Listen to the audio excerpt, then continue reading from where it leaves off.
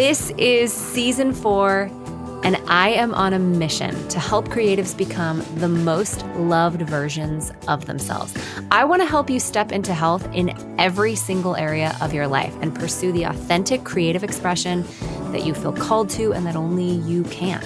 The world feels crazy right now, and we need healthy creatives more than ever. So let's get into it. I'm Courtney Lancaster, and this is the Heal Create podcast. All right, guys. Well, this will be a quick-ish one for you today. This is the Heal Create podcast, obviously, and this episode will wrap up our month theme of brain retraining. So January in our little community has been all about neuroplasticity and retraining your brain to experience, or I should say to increase your baseline of safety and goodness. So if you're brand new here and you haven't heard anything, I would definitely go back to my last episode with Alyssa Dillio. The episode before this, we talk all about neuroplasticity and using it to transform your health and transform your life. And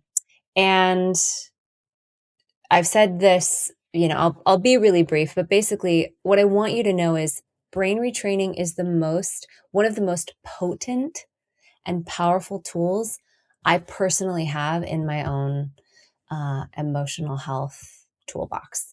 It is transformative, especially when practiced daily or consistently.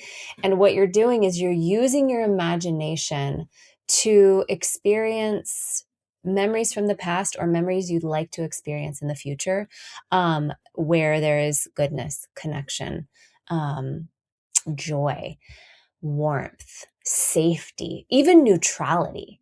When you are using your imagination to imagine those memories, your nervous system doesn't know the difference between what's real and what's imagined, not very well anyways. And so what you're doing is you're basically bringing your body, so to speak, into moments where it could find relief, maybe a little bit of protection, maybe a little bit of safety, relaxation, joy, goodness. And when we do this often enough, what happens is we increase our baseline for safety, which increases our capacity for healing. And I just want to stress how, that doesn't feel like the right word. I want to encourage you to begin your own practice or look into what it would look like for you to begin practicing rehearsing goodness. I actually have a resource that's coming out today called that exact thing, Rehearsing Goodness. And I have a 5-minute, a 10-minute, and a 20-minute brain retraining visualization along with some journal prompts. And all this is going to do is it's going to invite you into one of your own memories and going to walk you through using your 5 senses to experience that, no matter how much time you have in the day. If you have 20 minutes, do the 20-minute one. If you only have 5 minutes, do the 5-minute one. But these are like reps in the gym. The more that you do this, the more that you, like I said, you increase your capacity for safety. So you can check out Rehearsing Goodness. That resource is, I think it's $37. We landed on $37. It's on my website, courtneylancaster.co.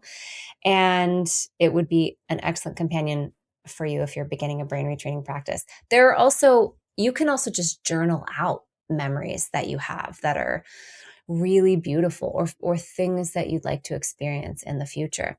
And the reason why visualization and meditation is so powerful is because a lot of times we might be able to logically think of memories that we've had, or we might not be able to, honestly. But when we're using our imagination, we get in the practice of giving ourselves that emotional experience. And anytime you have an emotional experience, you rewire your brain. You send your brain either signals of safety or signals of danger. So safe, joyful, laughter,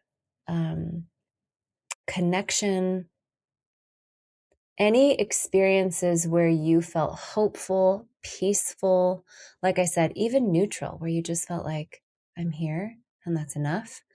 Anytime you're bringing your body there via your imagination, you are wiring in safety. This is important, I think, especially for creatives, because, like I said, we have these incredibly brilliant technicolor imaginations. And most of us, especially with all of the heavy things going on in the world, are being, there's just an onslaught of outside external cues of danger, just if you're on social media at all. But also because of our imaginations, we are literally rehearsing the worst case scenario, preparing our bodies for the worst, which doesn't necessarily make it any more likely, but we are not preparing our bodies for some of the good things that we want to step into. And what can happen is we might consciously want to step towards health or creation or our art or our creating a business or creating a romantic relationship or a family or whatever. But if we don't, if we're not practicing what that might look like or feel like, then it's going to be completely unfamiliar most of the time to our nervous system and our subconscious brain. Like, for example, if you didn't grow up in, like, let's say, a home where performance and acting, if that's your thing, was normalized, maybe even people said it was weird and maybe they judged actors. If that's your conscious dream of, like, no, but I want to be an actor, but all you know is all of this programming, which we get most of our programming from, like, our 0 to 10-year-old life, then subconsciously you'll figure out a way. You'll have really reasonable dialogue and imagination coming up in your mind about what could go wrong or why it's a bad idea, or talk yourself out of even wanting it in the first place. We do this with romantic relationships. We do this with anytime we're about to step out and be visible. We do this with almost everything that we create that wasn't normalized for us. Even receiving money can be something that if you grew up in scarcity or money shame, then your nervous system might be trying to resist the very thing that, I mean, we all need to live. It might be trying to resist abundance because it looks unfamiliar. Brain retraining is a really great practice because you can imagine what it might feel like to wake up and not have to worry about money, or to wake up and go to an acting class and feel really comfortable in it, or just to wake up feeling really healthy. Um, all of those things can be whatever you want to create with your life. Brain retraining, using your imagination to rehearse goodness, can help you get there. Actually, I think is pretty essential for getting there. And people call it different things. I mean, even when I grew up and from my Christian background, it was like it was a little bit more of a heavy hand with the guilt on it, but it was like, do your devotion, or like, whatever is lovely, think about such things, or like, be grateful or be transformed by the renewing of your mind. At the heart of all of those messages is neuroplasticity and a connection to love and safety and beautiful. Um, but different religions would say it differently. Certainly the science behind it is amazing. But gosh, the best thing that I have for you guys is that it changed my life. What I wanted to talk about, though, was, because uh, because I have used brain retraining to not only, massively up level my own physical health, as far as chronic illnesses, as far as all of it, and my mental health and my emotional health, I have definitely used it to prepare myself for some of the things that I've dreamed about my whole life. And I felt scared to step towards. I am one who stepped towards a pretty big dream, big for me, a few years ago, moving my family to go to ministry school and lead worship for thousands of people. I recognize that that's a very very niche, and also very that's a sheltered Christian girl's dream. And some of us really feel called to it, and that's really beautiful. For me, I did feel called to move towards that at the time, and I can see the purpose of it now. But I recognize that that's not necessarily, might not mean anything to anyone else. But I moved towards that dream, regardless of where it came from or why. I moved towards that dream with no nervous system capacity at all. I had not done any work around my own, integrating some of my own trauma. I also had not done any work around emotional health practices. And I was wholly unprepared for what it would be like to move away from my hometown, even though I was a little bit older and I had kids. Um, to move away, also to be full time in like ministry, to be expected to totally buy into this um, movement that they had created, which I mean, I willingly wanted to be a part of, so nobody forced me to do anything. But the expectations were very high as far as like time and expected passion. And on top of that, I I was singing, I was leading worship, something I still love to do now. I was leading worship for gosh, thousands of people, and then people that I had even looked up to for the years leading up to it and leading with them. And the nerves and the pressure that I was putting on myself combined with all of the unprocessed stuff just totally sunk me. It's kind of what led me into understanding what sustainable creativity actually looks like. And not to mention, reconciling with healthy and unhealthy faith and spiritual practices, which we've talked about in other episodes. All that to say, I know what it's like to step towards a dream when it is totally unfamiliar to your nervous system.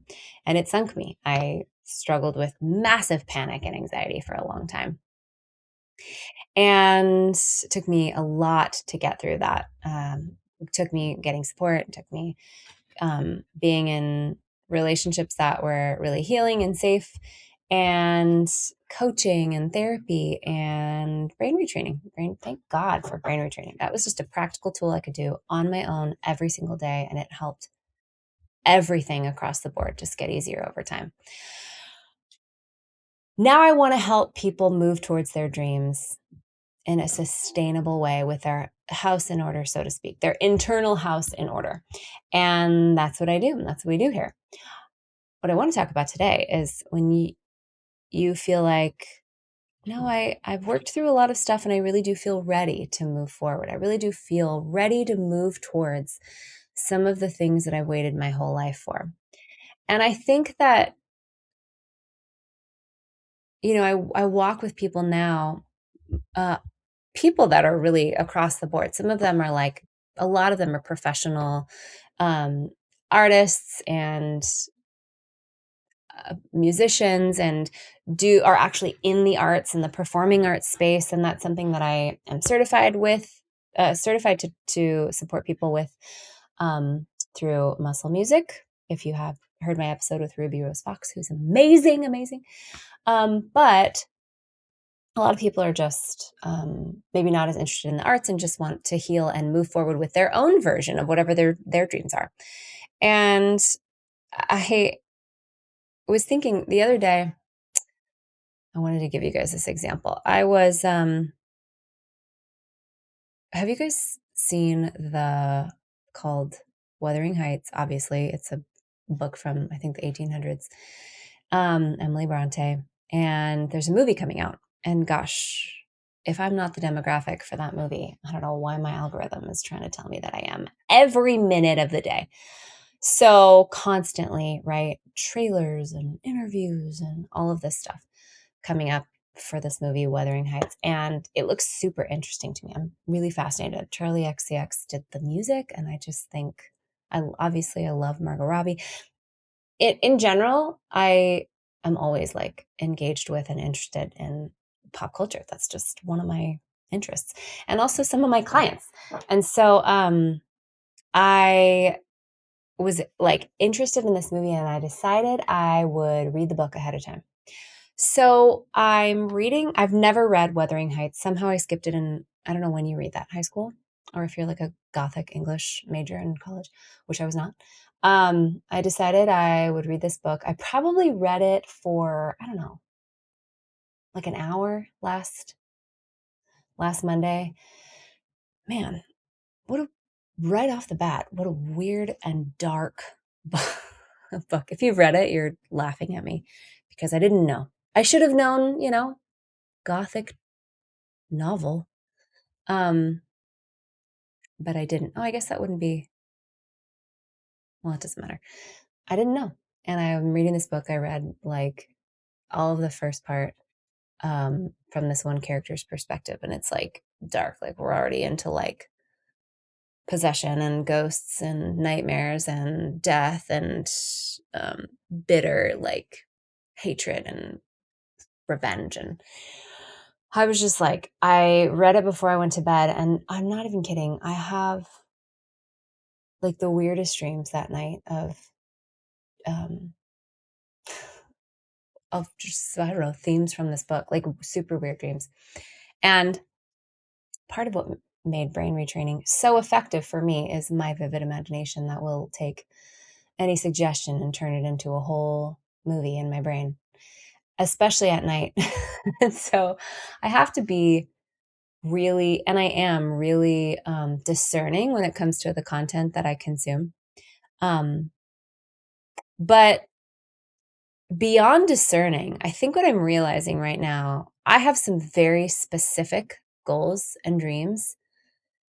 And I've spent the last 5 years strengthening and reinforcing every area of my life, our health, our finances, our families, relationships, um, continuing with my own emotional health practices, my friendships. I have really worked hard to get myself to this point where I'm like, I feel like really excited about the things that I'm trying to create. And so I'm thinking about this book the next day, and I'm just like, so I don't know what I was just thinking about it, and I was like, man, what is going to happen in this freaking book? Like, this is what happens in this story? I know it's a tragedy, but I'm just like kind of going on about it. And but it also like, it didn't feel good. It wasn't like, oh, man, this story, these characters, I love them. I don't think you're supposed to love any characters in this specific book. And I just realized like halfway through the day, like, this is not for me, because my time is limited as far as like what extracurricular entertainment I can consume. And if I'm going to consume something, you better freaking believe it's going to be something that supports and inspires the things that I'm trying to build. And I just realized something that I obviously believe in, is obviously a value for me. If you're here, you know it's a value for me. But I just had this like phrase come up from my heart. And I was like, respect your dreams. My dreams deserve respect. Your dreams deserve respect. They deserve the building of the foundation needed in order to support them. They deserve your time. They deserve your detox of anything that gets in the way of you pursuing what's in alignment with you of these dreams. Like, your dreams deserve to be respected.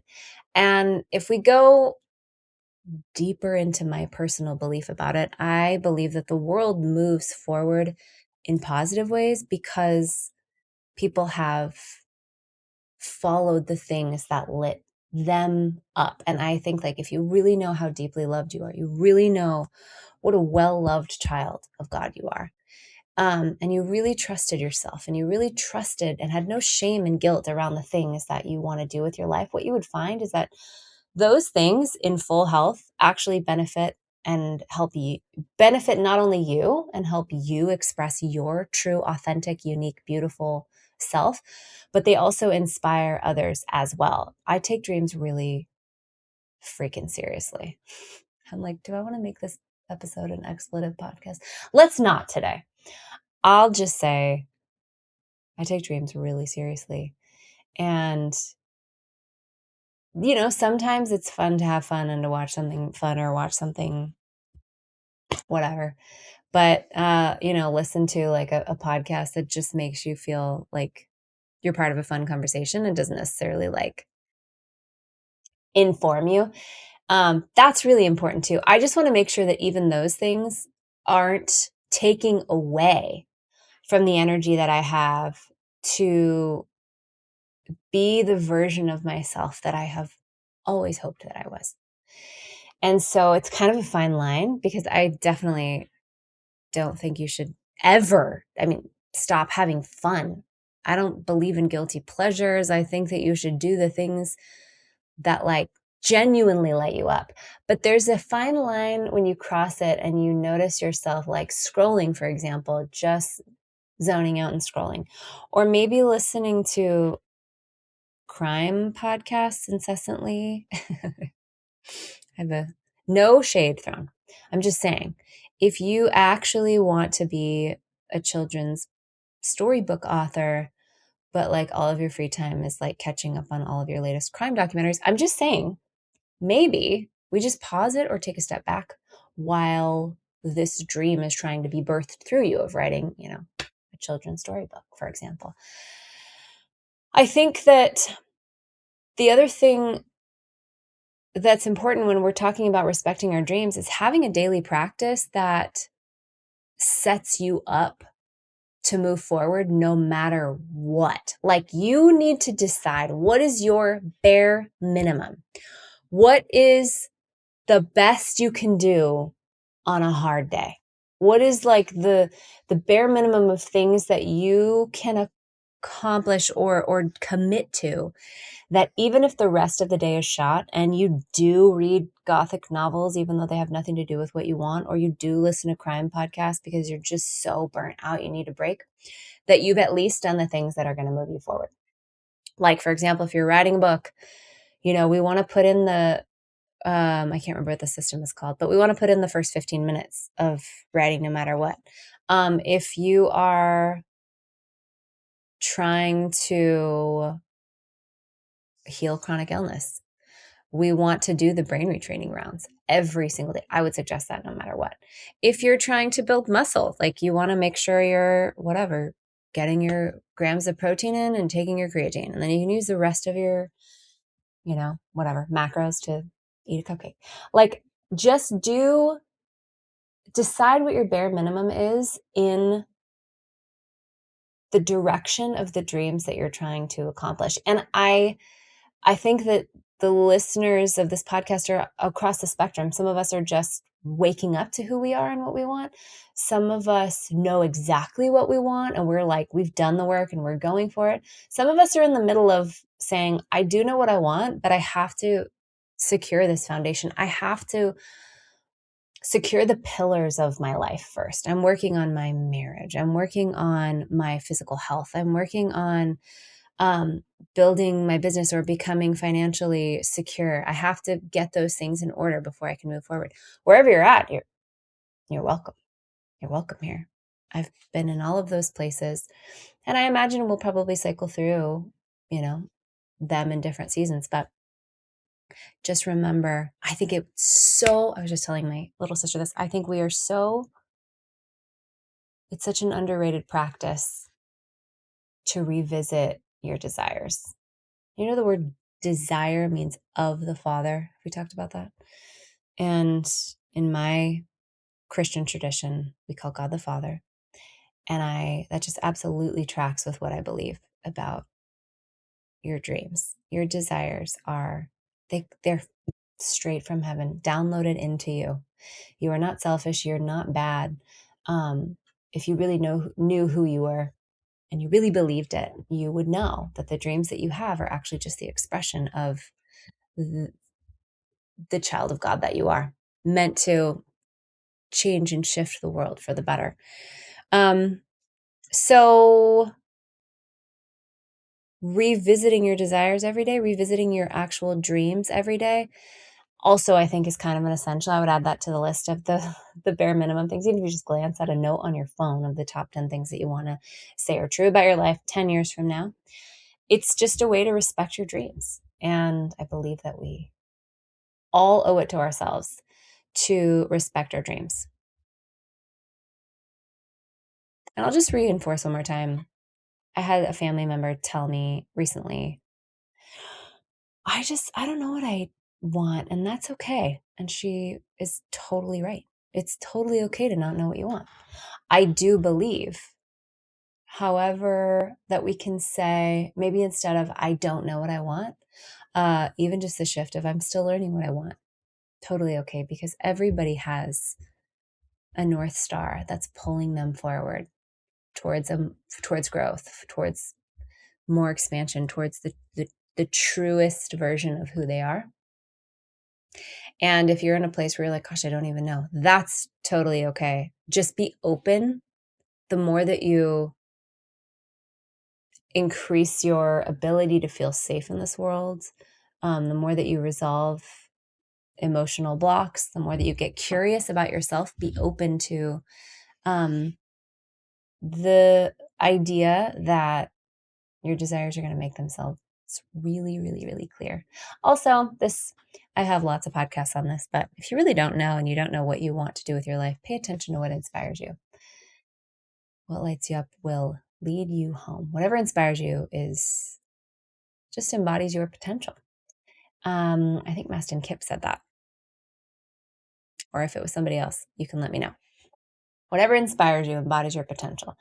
And that just means that what inspires you out in the world is just mirroring back to you who you truly are. So if you feel a little bit lost in that area, pay attention to who and what inspires you and dare to believe that that could possibly be showing you your own future and where you want to go.